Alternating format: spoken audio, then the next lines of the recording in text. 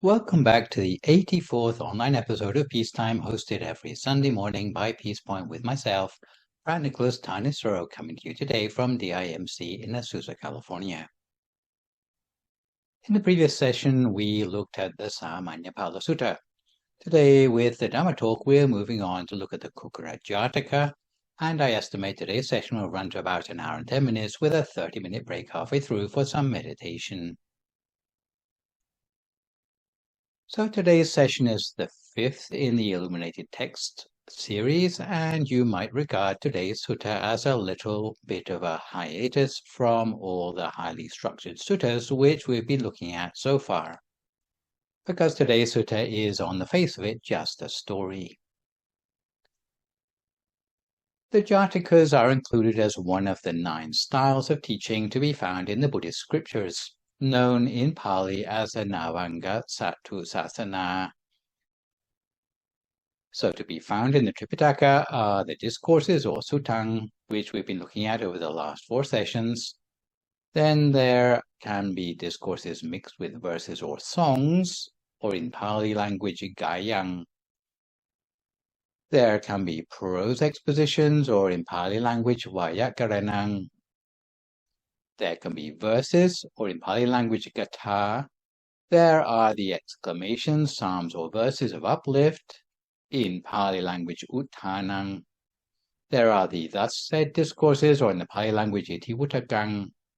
There are the birth stories, or the Jatakang in the Pali language, which we're looking at today.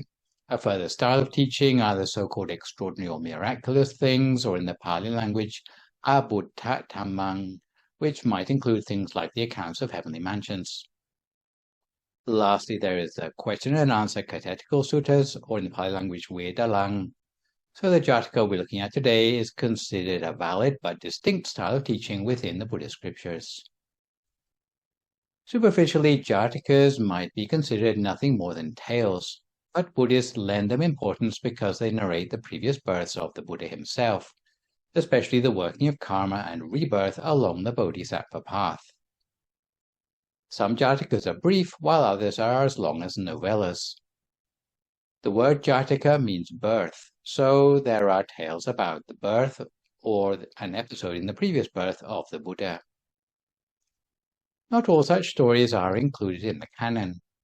Outside the scriptures, non-canonical Jatakas can be found in apocryphal collections, with 50 tales in the Burmese traditional Panyasa Jatakas, 34 tales in Aryasura's Jataka Mala, another 34 in Haribhatta's Jataka Mala, 42 in the Mahavastu and the Charya Pitaka. Beyond Buddhism, similar tales are often found with overlapping content in the Hindu Mahabharata and the Puranas, in the Jain Kalpa Sutta, the Sikh Janang Sakhis, and the Darshan Granth, and in the ancient Indian literature of the Pancha Tantra, not to speak of Aesop's fables. A leading Buddhist scholar who has written extensively on the Jatakas is Naomi Appleton of the University of Edinburgh, and part of her work has been, in 2019, to compile a public database of Jatakas on the University of Edinburgh website at the link you can see displayed on the slide, which maps the overlaps between the Jatakas from the different sources. Appleton pointed out in her 2010 book, Jataka Stories in Theravada Buddhism, narrating the Bodhisattva path, that Jatakas are generally defined as birth stories told by the Buddha about himself in previous lives. Such accounts are found scattered throughout the texts of the early Buddhist schools, as well as in commentaries and later compositions and compilations. The word Jataka is often used as a shorthand to refer to the Jataka commentary, as this is the largest and most prominent collection. Yet several other Jataka collections exist both inside and beyond the Pali scriptures, as do more general collections of narrative, which often contain some Jatakas. Another similar style of stories also found in the Buddhist scriptures is known as Abhadanas or Apadanas in Pali, literally the reaping of rewards from past actions, although you probably are more familiar with the related word avatar, now borrowed into English. These are accounts of past lives of personages other than the Buddha himself, for example, Arahants, Pacceka Buddhas, or previous Buddhas. But there are also 589 or 603 of these, depending on which edition you read from. It's obvious that Jatakas hold an important place in Theravada society. Nonetheless, if Jatakas are supposed to be exemplary narratives illustrating the actions of the Bodhisattva, sometimes it's difficult to explain why some of the stories show the Bodhisattva only in a minor role or engaged in morally ambiguous actions. Whatever the case in terms of lived Buddhism, the Jataka stories figure prominently in sermons, temple murals, and festival reenactments, children's storybooks, television programs, theater, dance, and poetry. The stories are also used in rituals at key moments in life and form a lively part of many Buddhist festivals. They are seen depicted in huge roadside illustrations during the Sri Lankan celebration of Vesak, as well as in public recitations and dramatizations all over Southeast Asia. The presence of Jatakas in all aspects of Theravada life might seem somewhat curious, given the widely held view that Theravada Buddhists are supposed to glorify Buddhas and the Bodhisattva path less than their Mahayana neighbors. I would say that the reason Jataka stories maintain such an influential place for Buddhists is the recognition of the pathway by which the Buddha got to that final lifetime, the sacrifices he had to make along the way. In fact, in the scriptures there are only 547 canonical birth stories, but we know the number of lifetimes which the Bodhisattva must have undergone to get to that final lifetime is much, much more than that, since we're talking about aeons rather than simply a few hundred lifetimes. But the Jatakas that did make it to the scriptures illustrate how the Buddha gradually accumulated perfections toward the final lifetime. What is perhaps refreshing for us is that during these lifetimes, he wasn't already some saint, but often he was born as something or someone very humble, like an animal or a low-ranking person, sometimes even a person who had never met up with Buddhism in the first place. So by trial and error, he had to work out how to accumulate good deeds for his future. So these vignettes of his previous lifetimes are telling us about how he found out what was good or a bad thing to do in his life, and how he found out what was going to help him to make progress towards Buddhahood in the final lifetime, because there was no one there to give him the answers to those questions. The Jatakas come from the Kukkura Nikaya, which contains various miscellaneous texts, also including things like the Dhammapada, the Sutta Nipata, and the Itivuttaka. The source for the manuscript today will be Robert Chalmers' 1895 edition, which, despite its age, has never gone out of print, and is the most up-to-date translation currently available. For the interpretation of the Jataka, I have also drawn on Venerable Tatachiwa's 1988 series called Nitanchado, or Jataka Tales Volume 3. So as usual, we will go through the sequence of sources, sutta name, place names, interlocutors, backstory and overview before looking at the manuscript itself, the outcome of the teaching, and some of the issues that Jataka raises. So the manuscript we're studying today is called the Kukkura Jataka. The word Kukkura literally means dog, and the word Jataka means birth. So if we put these two elements together, we get the Jataka name as meaning the dog birth story. The setting for this story is the Indian city of Benares, then known as Varanasi, which, down to the present day, is still famous for its ghats, or flights of steps leading down to the river Ganges. Some of you may have visited there. It's still a holy place for Hindus down to the present time. The Buddha never set foot in this city in his final lifetime because it was such a stronghold for Brahmins. It's likely that the Benares portrayed in this account is from more than 10,000 years ago, which is pretty astounding considering that during the same era, Europeans were still living in caves. Jatakas are thus taken as the basis of prehistorical understanding of India, as is seen in books such as T.W. Rhys Davids' 1997 book, Buddhist India, which is one of my favorite contextual books for helping to understand the scriptures. Although we will get a summary of the names again at the conclusion of the Jataka before we embark on the manuscript, I will mention the interlocutors, who are generally in pairs, the present lifetime identity and the past lifetime identity. So for the past lifetime identities, Brahmadatta is the name of the king of that particular city. In fact, the king is always called Brahmadatta, which makes it likely that it's a title rather than a personal name. He corresponds with Ananda in the present lifetime, who is the Buddha's personal attendant and secretary. Then there is the king of the dogs, who is the Bodhisattva, who corresponds with the Buddha or the master in the present lifetime. Lastly, not named specifically, but all the other cast of characters in the past are equated with the Buddhist congregation of the present day. Just to backtrack a little to the Jatakas in general, if they had no commentary, all we would be given is a sentence or maybe two verses. In this case, the dogs that in the royal palace grow, the well-bred dogs, so strong and fair of form, not these, but only we, are doomed to die. Here's no impartial sentence meted out to all alike. 'Tis slaughter of the poor. So the phrase in italics at the beginning of the first paragraph. It is only because we have the commentary included here that the manuscript is filled out into a story with an explanation. Therefore, the source we are using should strictly be called the Jataka Atakatha, or what's known as the Jataka commentary. So that means that because we are too intellectually challenged to be able to understand what's going on simply from a single set of verses, there have been commentarians or teachers who knew the gist of what was being said shortly after the time of the Buddha, who helped to fill in the details and give us the context to why the Buddha pronounced certain verses. So normally it is the commentary that carries the backstory explaining why the Buddha spoke the verses. So what we're really looking at today is not really the scriptures, but the commentary on the scriptures. Jatakas, including the commentary, are a story within a story, and because they describe a past life, then usually the Buddha had to have some reason to talk about the past life.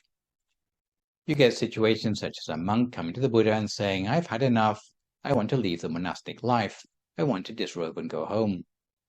And the Buddha would have to say, "Hang on a moment, I've got a story to tell you." And the Buddha will tell the monk some story about woman temptresses, or how he has kept disrobing in previous lifetimes, to prove that last lifetime the monk slipped up making exactly the same mistake, and the monk gets the point and continues being a monk instead of going back to the home life. So in a Jataka story, the Buddha uses the past life tendencies of particular people as a way to give them encouragement in the present lifetime, or to warn people about the habits and tendencies which they have carried over from many previous lifetimes already, and which they are still dealing with in the present day. And I should point out that the place in the sequence of the Jatakas can also affect whether the actions of the Bodhisattva described in the Jataka are exemplary or merely ambiguous. So our Jataka today will be number 22 out of a total of 547. Normally you'd expect to find that the Jatakas at the beginning of the sequence tend to highlight more basic virtues and more lowly forms of life. Towards the end of the 547, as the Bodhisattva is getting closer to the final lifetime of Buddhahood, the virtues cultivated become more subtle, more exemplary, and involve greater self-sacrifice on the part of the Bodhisattva. So with that overview, let's embark on the particular Jataka we're studying today. So for this Jataka number 22, the Bodhisattva arose as a dog. You see in paragraph 2, starting with the words, "Once on a lifetime, when Brahmadatta was reigning in Benares, the result of a past act of the Bodhisattva was that he came to life as a dog, and dwelt in a great cemetery at the head of several hundred dogs." So we jump straight in with the observation that human beings can be reborn as animals. Nonetheless, it may not be as bad as it looks, because there are many signs that this was a time when living beings had a lot more merit than they do in the present day. So this story is about the Buddha's previous life as a dog, but no ordinary dog, because he was the leader of a pack of several hundred wild or stray dogs. So the Bodhisattva lived in a cemetery outside the palace walls. Next we see in paragraph 3, starting with the words, "Now one day the king set out for his pleasaunce in his chariot of state, drawn by milk-white horses, and after amusing himself all day in the grounds, came back to the city after sunset. The carriage harness was left in the courtyard, still hitched to the chariot. In the night it rained, and the harness got wet. Moreover, the king's dogs came down from the upper chambers and gnawed the leatherwork and straps." So this was an incident that occurred inside the palace walls, where the king's royal chariot, which was upholstered with leather straps, leather reins, and so on, had been left out in the rain overnight. And if you leave leather out in the rain, then the same thing happens as when you leave your shoes out in the rain. In other words, they start to smell quite tasty to things which like eating that sort of thing. So because the leather of the chariot started to smell quite good after being left out in the rain, it had been chewed at by the pet dogs in the palace. Those dogs couldn't resist the smell, and they came and took bites out of the upholstery in the king's chariot. When the king woke up in the morning and saw dog-sized bites had been taken out of his favorite chariot, then he assumed that it couldn't possibly be the pet dogs in his palace which had done this to his chariot. He put the blame on those nasty, savage, uncultured stray dogs, which must have sneaked into the palace during the night through the drain holes under the walls and ruined his chariot. Without any further consideration, he gave the order that all dogs in the kingdom should be put down. Of course, there was an exception for the pet dogs inside the palace. So the king's men went out into the city, and they started to slaughter any stray dogs they found indiscriminately. We see in paragraph 5, starting with the words, "Then, guided by the thoughts of love, and calling to mind the 10 perfections, the king of the dogs made his way alone and unattended into the city, making the wish, 'Let no hand be lifted to throw stick or stone at me.' Accordingly, when he made his appearance, no single man grew angry at the sight of him. So, for us human beings, showing our dominion over nature may not seem particularly dramatic. But if you're a dog, then seeing your fellow dogs being slaughtered en masse is rather disturbing, especially if you're someone who has a high level of responsibility, someone like the leader of that pack of dogs. If you were not a good leader, he might have turned tail and ran to another city. But this was not your average alpha dog. This was the leader of the dogs who had the makings of a future bodhisattva. Someone who didn't think of his own convenience or his own skin, but rather to think of the well-being of all the beings under his protection. So with a little bit of cliffhanging before we find out the fate of the king of the dogs, let's take a break halfway and settle ourselves for 30 minutes of meditation, which today is a recent recording of the candlelight meditation you heard from me on the outdoor candlelight event on September the 23rd, 2023. If at this time you would like to find a comfortable sitting position for yourself as you listen to my guidance.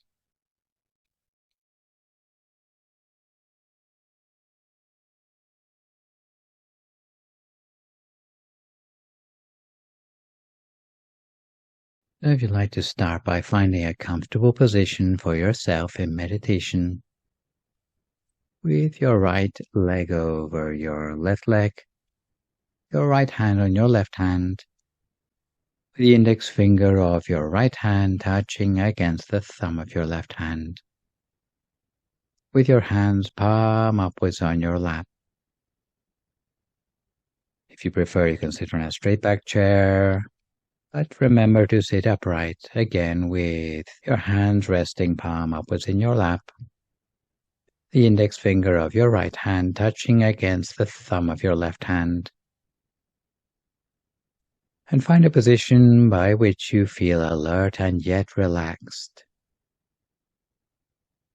not leaning too far forward nor too far back, not leaning to the right nor to the left.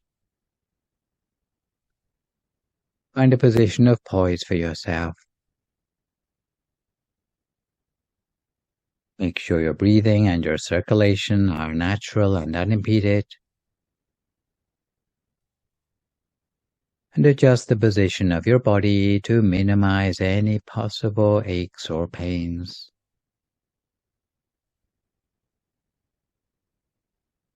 Make sure you're sitting comfortably as possible. And relax every muscle of your body. Relax every muscle, starting with the muscles of your forehead, your eyebrows and eyelids. Making sure your eyes are only very gently closed. Never squeeze your eyes closed, but close your eyes gently in just the same way that you close your eyes to go to sleep.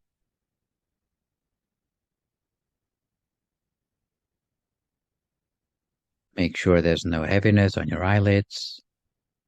And if you do notice that your eyes are closed too tightly, or if there is heaviness on your eyelids, then you may need to open your eyes and close them again more gently. So close your eyes in just the same way you would close them to go to sleep. Then we do what's known as a body scan, scanning down through the whole of our body, relaxing each and every muscle as we go. So we might start by relaxing the muscles of our face, relaxing our neck, our shoulders, both arms, down to the tips of our fingers. Relaxing our chest, trunk, and the muscles of our core. Both of our legs, right the way down to the tips of our toes. So that all the way from the top of our head, right the way down to the tips of our toes, there's no remaining part of our body with any sort of stress or tension anymore. If we do notice any tension remaining in our body, then we do our best to relax it completely. Because if our body is completely relaxed, we'll have the feeling as if our whole body seems to melt away into the atmosphere around us. We'll have no further worries about our body anymore. Once our body is completely relaxed, we can turn our attention to relaxing the mind. The easiest and most efficient way to relax the mind is to forget temporarily about all possible worries and concerns in our everyday life. No matter whether it be thoughts of work, friends, family, studies, finances, or any other thing. Don't think about your future and don't think about your past. But keep your mind entirely in the present moment, making the mind radiant, light, spacious, and refreshed. Radiant like the morning sun, light like a feather, spacious like the ocean, and refreshed like a flower bud in the early morning dew. We might imagine that we are meditating right out in the open, with no walls to enclose us, just an empty space right outwards to the horizons in all directions. We might imagine that we are sitting outside under the starlight with a sense of freedom and also safety. We feel alone but not lonely. And within us we might conjure up a sense of happiness and joy in the mind, perhaps casting our mind back to a time in our life when we felt truly happy. As if that feeling were composed of tiny particles of happiness and joy, completely filling the mind, and allowing that feeling of joy and happiness to leave the mind feeling refreshed inside, and cherishing that feeling of happiness and joy for a few moments, as if all the happiness radiates outwards from the center of the body.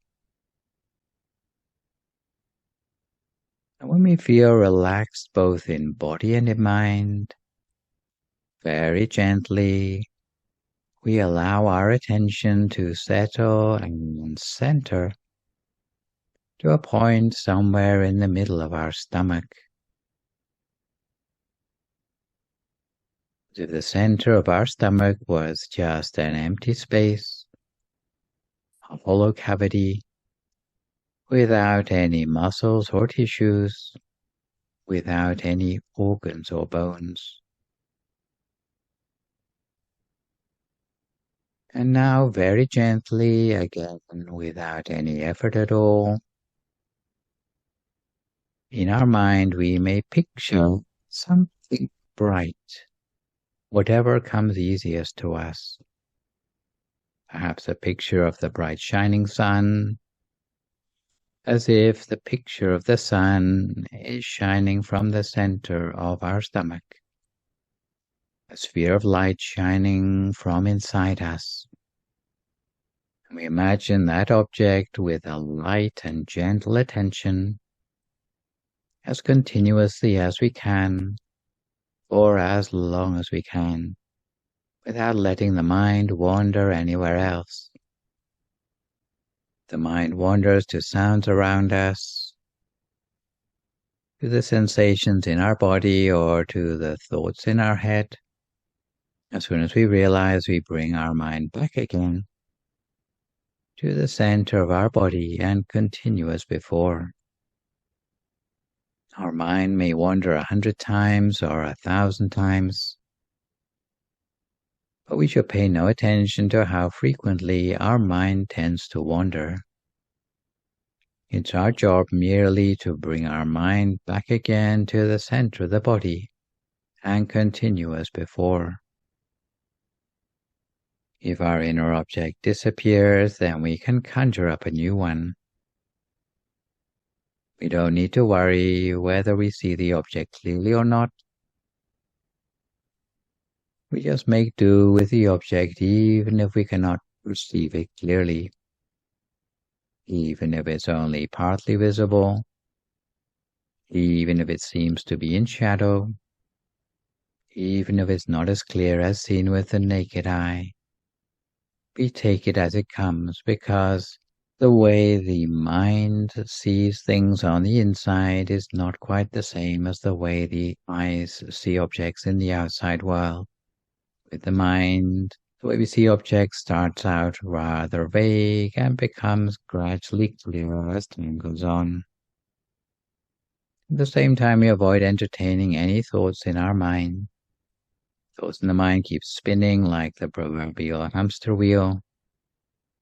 Then it may be necessary for us to make use of the sound of that traditional mantra, soundly repeating to ourselves the words Samma Arahang, Samma Arahang, Samma Arahang, over and over again. So the sound of the mantra seems to come like a silent music from the very center of our body. Samma Arahang, Samma Arahang, Samma Arahang, over and over again. making sure our attention is only very light at the center, and we should be certain that we don't use too much effort when we're meditating. If we use too much effort when we're meditating, or even too much enthusiasm, what we'll find is that there'll be a certain degree of stress that returns between our eyebrows or across our shoulders. If we find such tension creeping up on us, then we try to loosen up a little bit more. We try to relax more as we imagine our inner object. However, if we find ourselves daydreaming, or if we feel sleepy in our meditation, then perhaps we need to keep the mind a little bit more firmly at the center of the body. Whatever the case, we always keep our mind with the bright object at our center, observing the bright object as continuously as we can, for as long as we can, without letting our mind wander anywhere else, observing the object without entertaining any thoughts in the mind. At the same time, we don't let ourselves get elated by the pleasing things that arise in the mind, and we don't let ourselves get disappointed or frustrated by the lack of these. We don't try to fight anything that comes up in the mind. And at the same time, we don't have any expectations about what we might see in the future. We simply rest our mind, observing at the center of the body, as continuously as we can, for as long as we can. Always keeping the mind at the center of what we can perceive, the center of the bright, clear sphere of light, or the feeling that such an object exists inside us, if that's what we prefer. And we continue in this way lightly and gently for a few more moments now in silence, until we come to the appropriate time.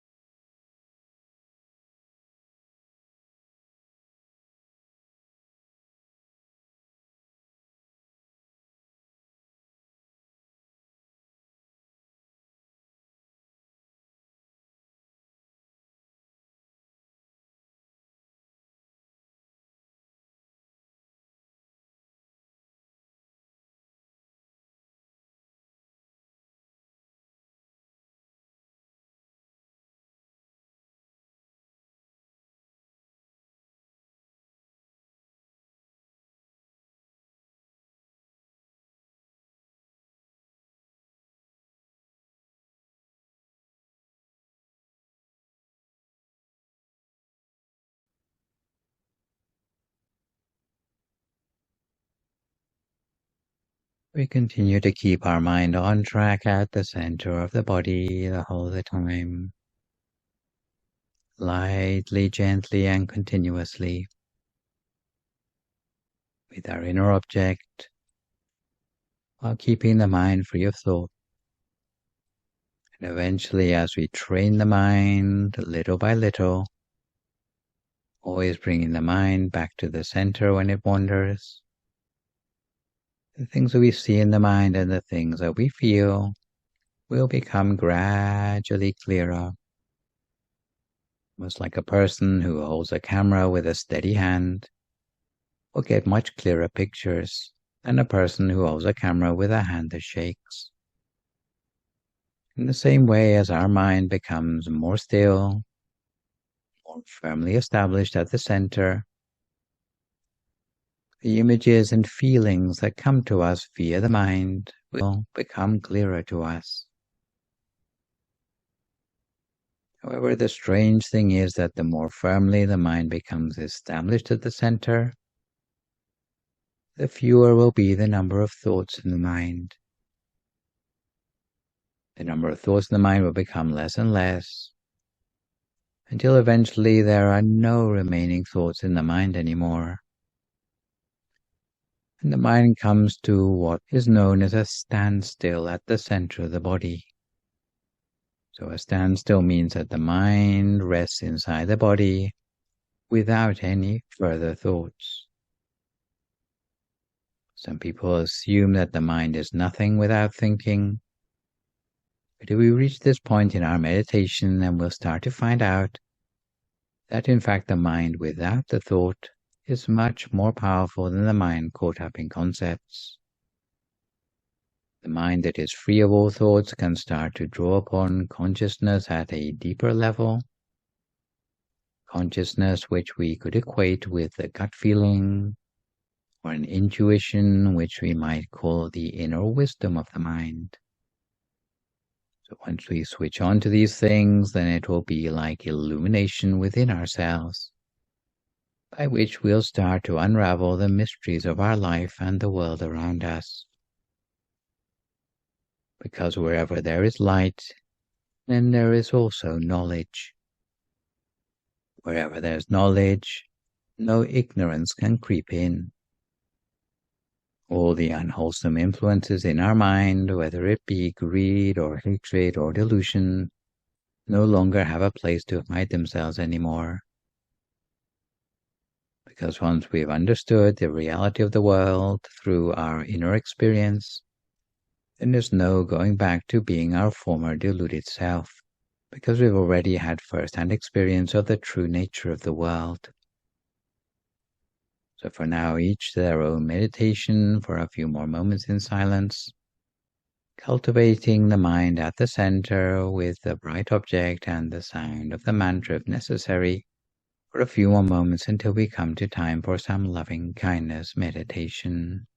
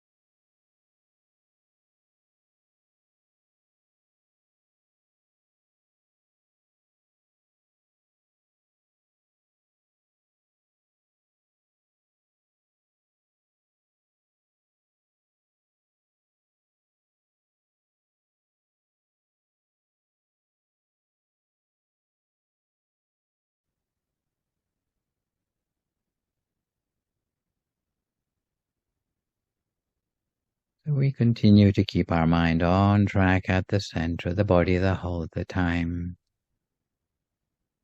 reconnecting with that sense of inner peace or inner illumination that we have built up for ourselves during the meditation so far today. The idea with meditation is always that we first discover inner peace inside ourselves through the practice of meditation. That once all the emotions start to settle, then the mind will have the chance to become more settled still and reconnect with the peace energy that already exists inside of us. And then when the mind is still and bright and pure, then we can bring the peace on the inside outwards for peace in the world. Just as we might bring a single candlelight along to a place where it can join with many other candles to light up the whole of the world. But once the mind has become absorbed by that source of pure energy on the inside, we imagine that the energy radiates outwards in all directions all around. We gently visualize the pure energy taking the form of a crystal sphere, growing larger to cover our entire body, reaching out to our whole family, our neighborhood, and everyone in the world. No matter who they may be, we emanate a positive intention with an expansion of that peace energy, full of love and compassion towards all. And we might make the intention inside our mind that those who are undergoing suffering may become free of sadness and pain. For those already experiencing happiness, may they be happier still. We can imagine that we also emanate a positive intention to everyone in the country, neighboring countries, all continents, the entire globe and beyond, wishing everyone everywhere be well and happy, dwelling in peace. Even in the darkest night, the starlight can shine through. Even in troubled times, there can be a silver lining, where even crisis can bring forth resilience and growth. Even when things around us have gone awry, yet our mind can re-engage with happiness through the practice of meditation.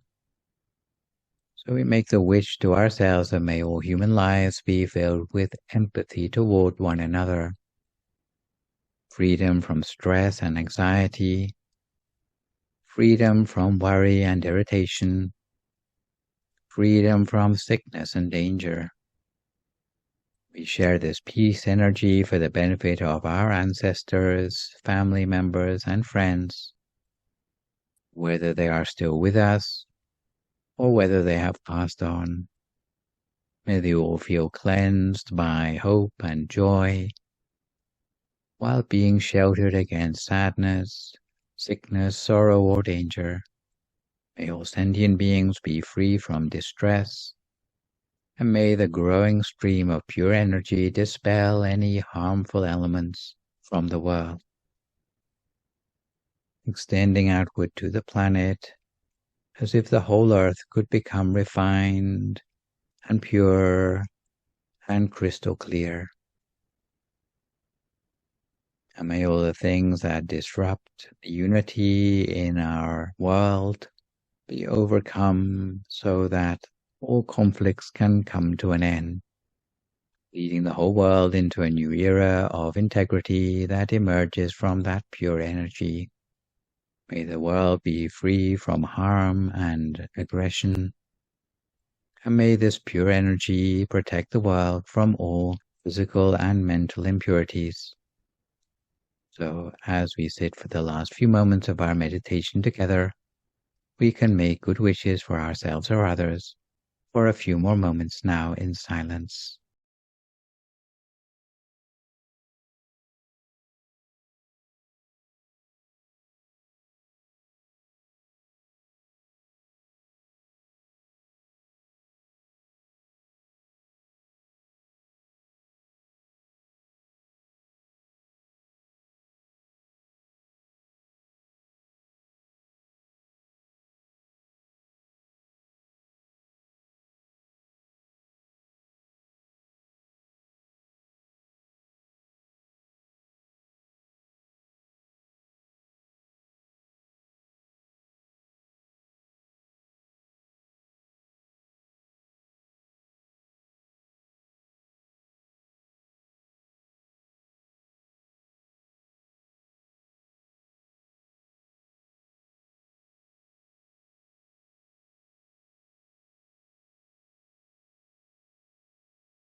Sappa Putthanupavena, Sappa Dhammanupavena, Sappa Sanghanupavena Sattha Soti Bhavantu Te. So if you'd like to come to the end of your meditation for today, you can gradually open your eyes again. If you feel at all uncomfortable, then slowly try changing to a more comfortable position before gently finishing your practice. So to return gently to our subject matter of the Kukkura Jataka for today, we can pick up where we left the king of dogs in jeopardy, putting his own life on the line to save the stray dogs under his protection in the city of Benares. So we see in paragraph 6, starting with the words, the king meantime, after ordering the dog's destruction, had taken his seat in the Hall of Justice. And the Bodhisattva ran straight to him, leaping under the king's throne. The king's servants tried to get him out, but his majesty stopped them. Taking heart a little, the Bodhisattva came forth from under the throne, and bowing to the king, asked, "Is it you who are having the dogs destroyed?" And if you're not immediately put off by the fact that dogs can talk, and surprisingly few people even comment about this, it is worth pointing out that if we take this as a true story rather than just a fairy tale, then it reflects a time when even animals had more merit than they do nowadays. Animals were able to communicate in more than just howls and shrieks. They could even talk to human beings. So the account we have here is that the king of the dogs, the Bodhisattva, made his way into the palace, putting his life on the line, running the risk of death, just like all the other dogs, in order to speak directly to the king, and to reveal what was the truth of the situation by getting to the root of the problem. And you may take note of the sequence of questions by which the Bodhisattva established the truth of the situation before attaching blame, something that you might try in your own life situations. First, he appeals to the king's rational mind by putting Brahmadatta, as it were, in the witness box. He then establishes the facts. Then he sets out to show the king how his actions are unjust, before demonstrating who the perpetrators really are. So the Bodhisattva asked the king, "Is it true that you have been killing all the stray dogs outside this palace?" King Brahmadatta replied, "It is, but there's a reason for this. It's a punishment for the dogs which have ruined my royal chariot." The king of the dogs asked Brahmadatta whether he had proof of the identity of the real culprit, the ones who had perpetrated its damage. Brahmadatta admitted that he didn't actually have any proof, but he assumed that it must be stray dogs. The king of the dogs asked Brahmadatta what he was doing about the situation, so he admitted, "Well, I'm slaughtering all the stray dogs in the town to teach him a lesson." Then the king of the dogs, in other words the Bodhisattva, summed up his case saying, "So it's true you don't really know who the culprit is, but you're punishing the stray dogs anyway. This is a sign that you are following the 4 evil causes of partiality, or the bias which we have discussed in the Siglavada Sutta: partiality, dislike, ignorance, and fear. To behave in such a way is not befitting of a king." So coming back to paragraph 7, starting with the words, "The dogs that in the palace grow," we see the Bodhisattva concluding that it is a slaughter of the poor and innocent. Then we see in paragraph 8, starting with Brahmadatta's words, "Do you in your wisdom know who it actually was that gnawed the leather of my carriage?" Then Brahmadatta asked if there is a way to get proof, to find out the truth of the situation. The Bodhisattva said that all Brahmadatta needed to do was prepare an emetic. So for those of you who don't know what an emetic is, it's a medicine that is administered in order to induce vomiting. In the olden days, it would be made from a mixture of grass and milk. So anything taking an emetic will throw up the contents of its stomach. The emetic was administered to all the pet dogs in the royal palace, after which time they threw up. And what we see in paragraph 9 are the words, "Each several dog, as he drank, vomited, and they all brought up bits of leather." "Why, it is like a judgment from the perfect Buddha himself," cried the king overjoyed, and he paid homage to the Bodhisattva by offering him the royal umbrella.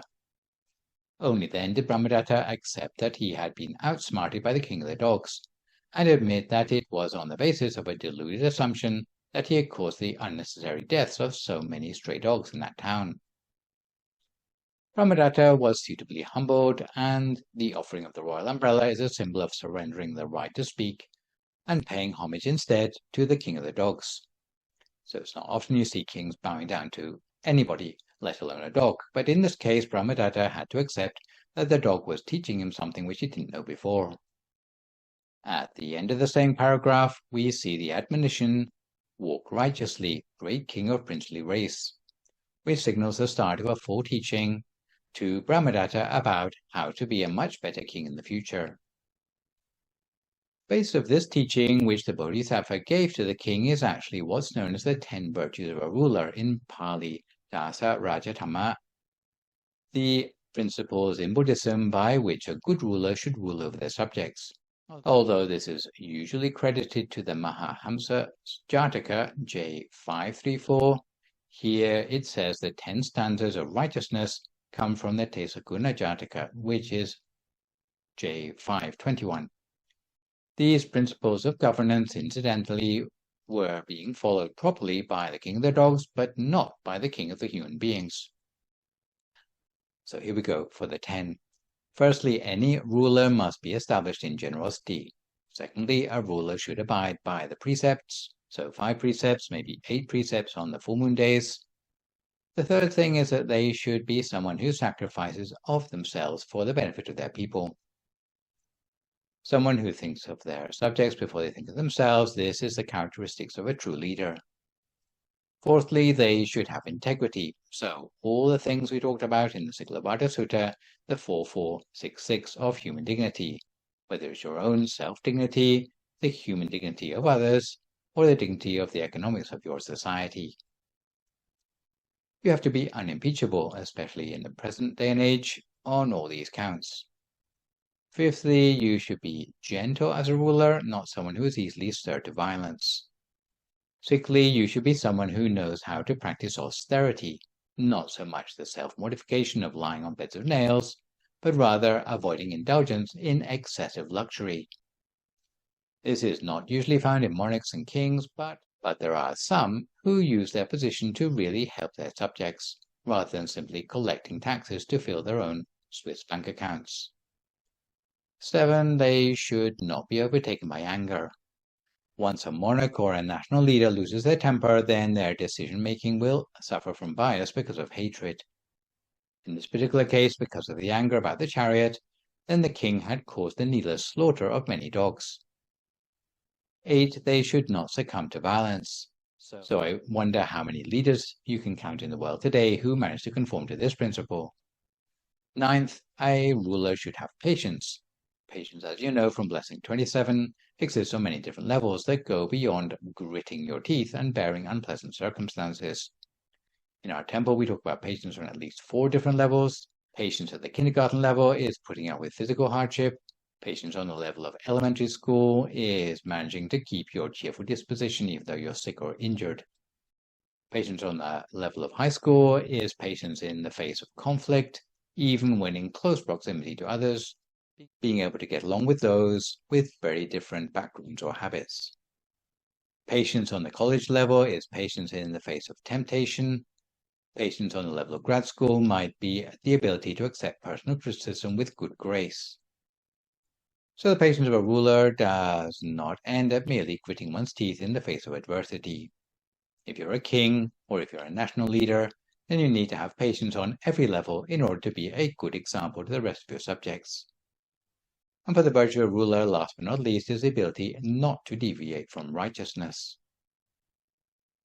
So the person who can climb to the top of the social pile needs to be a person who is very exceptional in a Buddhist society. According to the Buddhist outlook, not everyone is considered equal. They will differ in terms of the virtues that they can cultivate in themselves. But if people rise to a position of leadership, it should be because they are equal to the responsibility in terms of virtues which they have. They need to be the sort of person who other people would look up to. For that reason, they shouldn't be ruling over people by inflicting fear, but they should be ruling over people because other people look up to them as an example. or as a model of righteousness. So this would be the ideal of a worthy leader in Buddhist society. This is where Brahmadatta had to take a page out of the Bodhisattva's book, because he hadn't fulfilled his proper duties as a ruler. We see in paragraph 10, starting with the words, "Then having established the king in 5 commandments, and having exhorted his majesty to be steadfast," that Brahmadatta was established in the 5 precepts as a result of what the Bodhisattva had taught to him.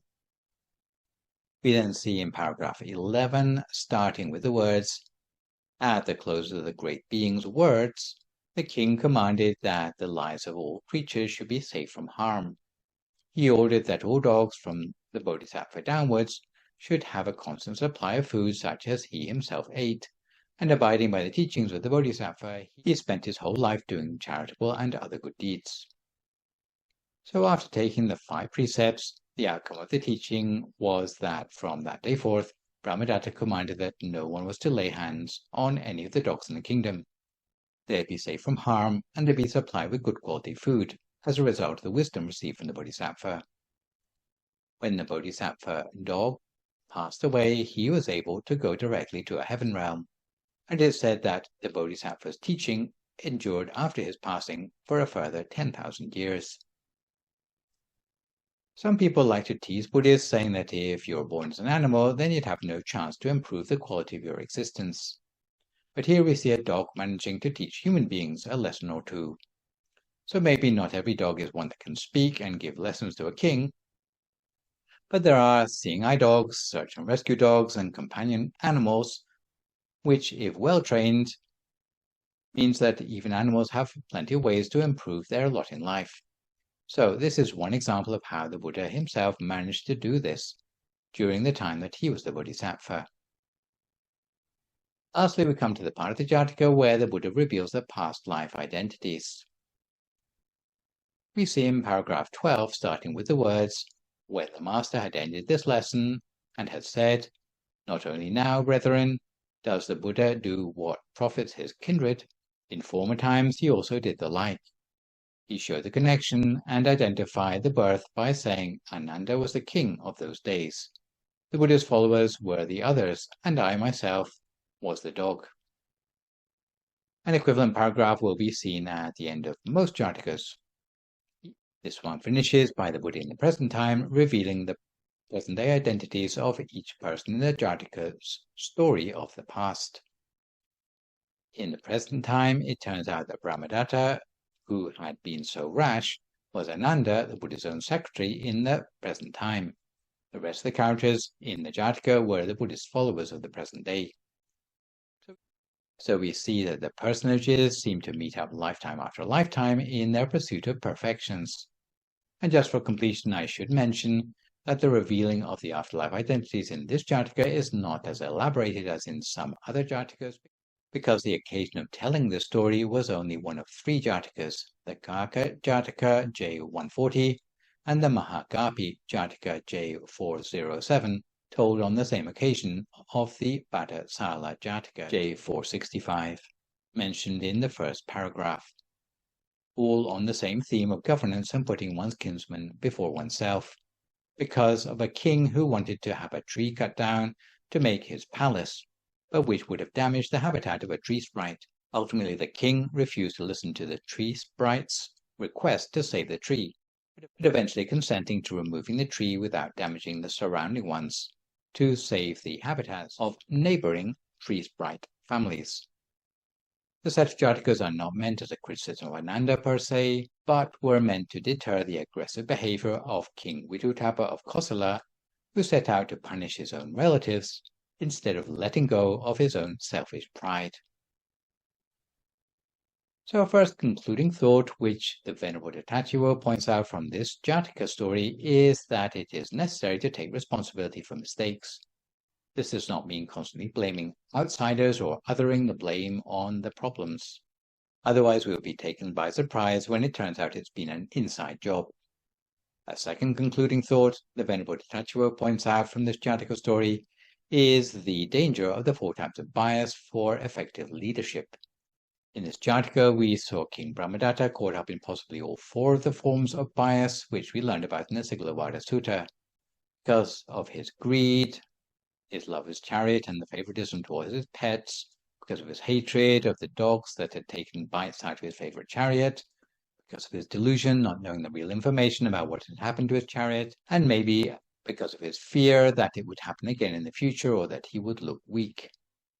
So a third concluding thought which the Venerable Tachiwo points out from this Jataka story is the blessing of looking after extended family, which I won't go into here, but where, if you're interested, you can go back and look at the session I did on blessing number 17 on looking after our extended family.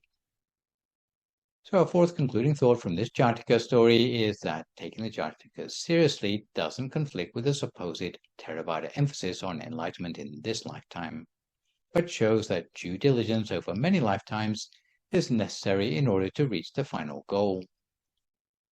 So even Theravadins have to take some interest in the Bodhisattva path.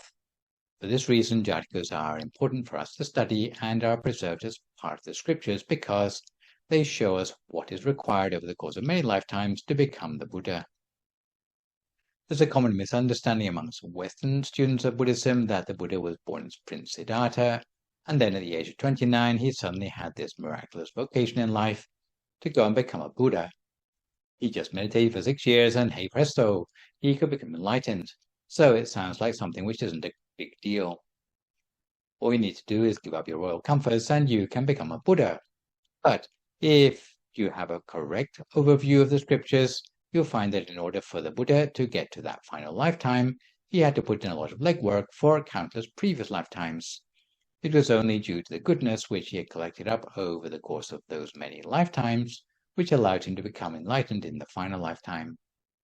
So one more concluding thought is that Jatakas generally, although they rely quite heavily on secondary scriptures called commentaries, are a valid source of Buddhist wisdom. Some people dismiss them as just kid stories, so you can decide it for yourself whether you want to take them literally, since it cannot be denied that they are also part of the folklore of ancient India. However, it seems that the Buddha took folklore from India and he provided the real learning points behind the story, or the real identities of the people involved with particular tales. But whatever you believe about the historicity of the Jatakas or otherwise, there's always something you can learn from them as cautionary tales. They're very similar to what in the West would be referred to as Aesop's fables. In fact, Aesop copied quite a few of his ideas from the Jatakas. This part of the scriptures is basically composed of didactic stories with a message, but they are stories about karma, rebirth, and the Bodhisattva path. If we look deeply at the Jatakas, we can see where the Buddha got his perfections from, which allowed him to become enlightened in the final lifetime, and his leadership qualities. So there are many things that we can learn from the Jatakas regardless of whether we take them literally or not. Finally, the Jataka leaves us with a clear idea about the Buddha's socio-political ideas, something that doesn't come up much in the Buddhist scriptures, which deal mostly with suffering on the individual or subjective level. Here we see the Bodhisattva's devotion to use top-down pressure to push back against unjust persecution. He dared to stand up to a king with impulse control problems while calling it misuse of power. So what we see in this Jataka can be said to portray what Buddhism might idealize as the perfect moral commonwealth, where scholars such as Jens Schleiter, in his 2022 chapter in a book called The Virtue of Harmony, said that Jatakas offer some of the most convincing evidence for Buddhists valuing harmony in their style of governance. So today was a relatively lightweight, illuminated text for you, introducing the Kukkura Jataka. So for my next live session online, which will, fingers crossed, be a week on Sunday morning, we'll move on to look at the Payasi Sutta, which is a teaching about a person who had severe doubts about the reality of their afterlife and what he did about it. For good measure, I'd like to remind viewers that you can email your questions about meditation or what you've heard in the lecture to the email address you can see spelled out on the slide, and I'll do my best to answer these on my next session. In the meantime, try to avoid recklessness or complacency as we continue to deal with the knock-on health and economic effects of the pandemic. Maintain a positive mood, speak only positive words, forgive others, extend good wishes to others, and meditate daily. Hopefully, as a result of today's session, you'll be able to cultivate the virtues and responsibility needed for effective leadership. So this is me, Phra Nicholas Thanissaro, signing off for now. So long, folks, and stay safe.